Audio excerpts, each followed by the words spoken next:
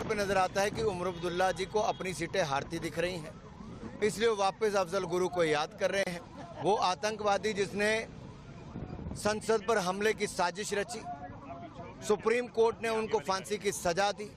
ऐसी कौन सी मजबूरी है कि कांग्रेस और नेशनल कॉन्फ्रेंस को अफजल गुरु को याद करना जरूरी है। स्पष्ट दिखता है कि चुनाव हार रहे हैं, तो ये इस तरह के पीएसए को हटाने का काम भी बात कर रहे हैं, जिसका मतलब उपद्रवियों को छोड़ना है, दंगइयों को छोड़ना है, नशा बेचने वालों को छोड़ना है, पथराबाज करने वालों को छोड़ना है। ये स्पष्ट दिखता है कि ये जम्मू कश्मीर को वापस पिछड़ा करना चाहते हैं, यहाँ विकास रुकवाना चाहते हैं, यहाँ पथराव शुरू करवाना चाहते हैं। ये आफती पार्टियां हैं, आफत फैलाने वाली पार्टियां। वो 2 सीटों पे लड़ रहे हैं, किस तरह से देखते हैं ऐसे 2 सीटों पे लड़ना, और कह रहे हैं कि देखिए, जो पहले चुनाव कर रहे हैं बीजेपी, जो पहले चुनाव ही नहीं लड़ना चाहते थे तो दिखता था कि हार रहे हैं। जब चुनाव लड़ा तो अब 2 सीटों पर लड़ना चाहते हैं, और 2 सीटों के साथ अब आतंकवादियों का समर्थन करने की बात करते हैं। ये स्पष्ट दिखता है उमर अब्दुल्ला जी की दोनों सीटों से बड़ी हार होगी, लेकिन साथ ही साथ नेशनल कॉन्फ्रेंस और कांग्रेस की भी बड़ी हार होगी।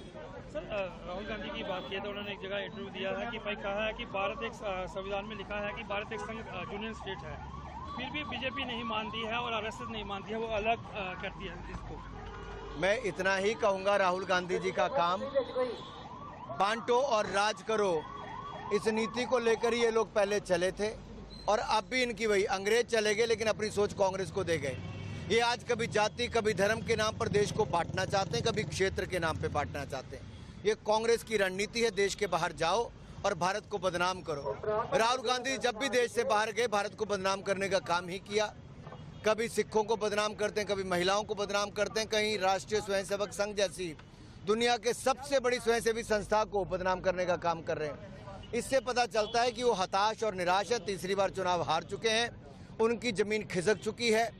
और राहुल गांधी जी, देश को बदनाम करने से कुछ नहीं होगा, चाइना का फंड लेने से कुछ नहीं होगा, पाकिस्तान की मदद लेने से कुछ नहीं होगा। वोट तो भारत की जनता ही करेगी, और भारत की जनता कांग्रेस को नकार चुकी है। एक जगह कहा है